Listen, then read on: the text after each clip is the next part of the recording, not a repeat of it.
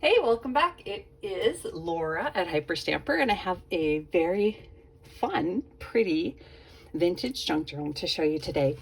This one here, I used a vintage book from the 1950s, and I actually covered it with an antique canvas board that had a painting piece on it that I had peeled off, and I put some vintage costume pearl chains on there, and just some beautiful gauze here on top of vintage, could be antique, I'm not sure how old this piece is, crochet, and it's really quite lovely. And then this is a piece of driftwood that I have had on my shelf for many years, and I just thought, I'm sort of done enjoying it now, and so I made it into a handle. Isn't that the coolest thing? I really like it. I was so proud of myself. So I'll show you the insides here before I put it on Etsy, hyperstamper.etsy.com, in my shop. And just to note that everything in here is authentic, antique, and vintage ephemera. I don't use anything commercial, digitized, or store-bought. So there is the original dates on our book. That one is 1959, and some lovely vintage children's book pages, some pressed flowers in here that I've added in this antique music sheet. This is from the early 1900s. It's a beautiful plate. And then I've got some early 1900s, I believe 1905, botanical plate. And this one is fantastic. It is a American Falls, and that is from the 1940s. Is that pretty? It's really lovely. I like it. Some journaling space up here, and then this 1950s bingo card. That's an original there. I love the boxing around the edges. And this is from the 1920s, a map of Europe. That was from a geography book, school geography book. And here is Country Life Reader, Birds of North America on that page. There's a beautiful Vireo's nest. And then we've got more botanicals here. Look at this fun photograph, and the author, or the keeper of this, thought it was around 1966 that picture was taken. So we've got a double pocket here made from a children's book page, and just another one of these little booklets that I make with my leftover scraps from when I trim down my pages. Isn't that pretty?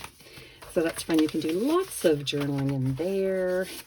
Vintage 1968 payday playing card, and then a 1924 banknote. I just love these children's book images, puppet shows here, an embroidery piece, embroidery magazine and doily magazine there, page from the 50s. This is just the inside page of a children's book from the 60s, 1960 exactly. And then this here is from 1942, which is really cool. Remember, this is during World War. Wars may come and wars may go, but hats. That is just the most bizarre title, but indicative of the times. And then there's this wonderful Aunt Jemima ad down here, and then some war information on the back, which, although not beautiful, very historic. So you've got this beautiful page here and historic, important piece of publication on the back. I just love it. That's a very special piece. This is vintage here. This is 1955 American Highways Roadmap page.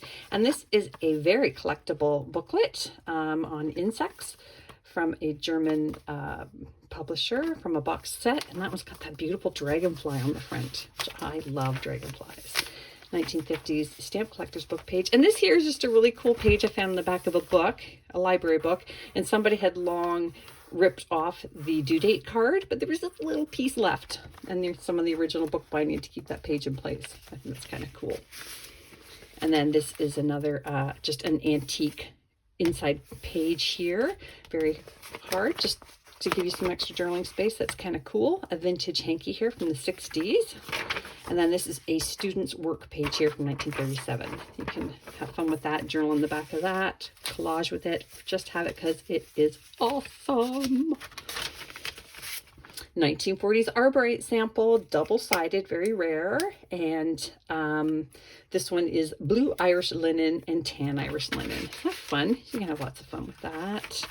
1930s. This is a 1920s book page. A little girl and her canary. Very, very sweet. Pearl shop receipt from the 50s. And then this is a handwritten research note here. And most of this research is from the 1800s, 1880 there. A 1950 receipt here from the Cote Brothers in Manchester, New Hampshire. And then this is an art plate from a book, an art book. And on the other side, it's full piece, and that's a Passaro. Vintage Monopoly money, more vintage schoolbook paper. I made this journaling tag out of some gauze there, antique gauze, and you can journal on the back of that.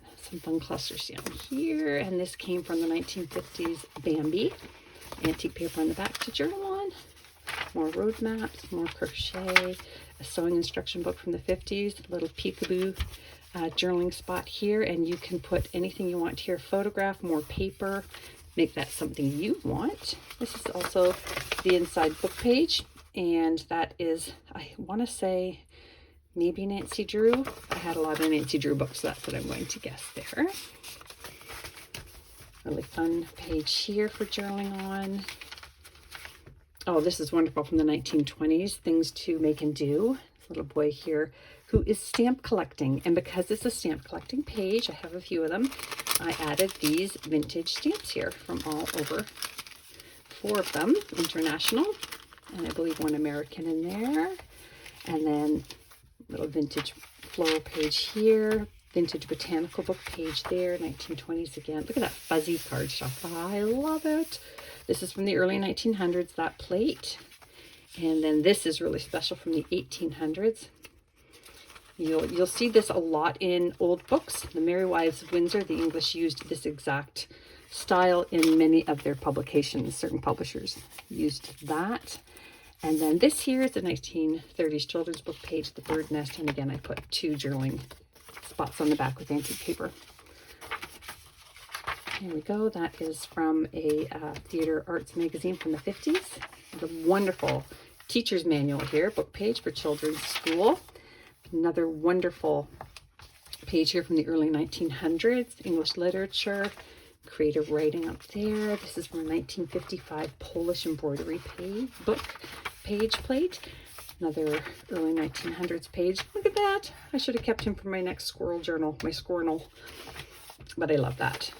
Gosh, that is so pretty. I wonder what that's, again, that teacher's manual and theater magazine. And let's get the last few pages, the original last pages of the book. So I hope you love it as much as I loved making it. Hyperstamper.etsy.com, and come back soon.